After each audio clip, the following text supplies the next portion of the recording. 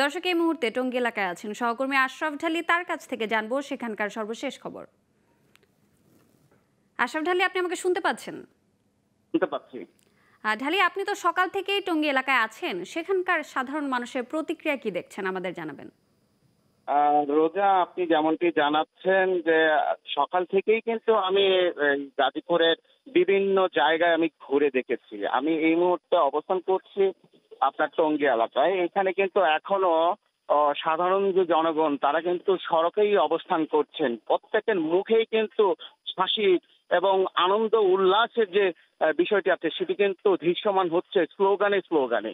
তারা কিন্তু প্রতিনিয়তই স্লোগান দিয়ে ঢাকা ঢেকে ঢোকার চেষ্টা করছেন। এবং আপনাকে আরেকটু জানিয়ে রাখি যে ঢাকা ঢোকার ৮টি পয়েন্টের ভিতরে অন্যতম হচ্ছে আবদুল্লাপুর। টঙ্গী হয়েই যে আবদুল্লাপুর যে সড়কটি আছে, সেখানে উত্তরা ঢোকার যে সড়কটি, সেই সড়কটিতে কিন্তু এখনো হাজার হাজার মানুষ কিন্তু পদযাত্রা করছেন ঢাকার দিকে।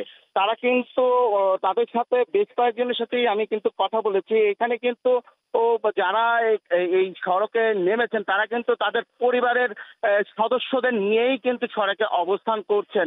আমি দেখেছি এখানে শিশু থেকে বৃদ্ধ এবং যারা নানা শ্রেণীর পেশার লোকজন কিন্তু এই সড়কে উল্লাস করছেন। মিছিলে মিছিলে তাদের স্লোগানে স্লোগানে কিন্তু মুখরিত হয়ে উঠেছে পুরো গাজীপুর। আর এর আগে আমি যদি আপনাকে জানিয়ে রাখি, সেটি হচ্ছে যে আমি গাজীপুর মেট্রোপলিটন পুলিশ কমিশনার মাহবুব আলমের সাথে কথা বলেছি। তারা কিন্তু সকালে তাদের পুলিশ সদস্যদের নিরাপত্তার জন্য কিন্তু তারা তাদের পুলিশ সদস্যদের ব্র্যাকে নিয়ে চলে আসছেন।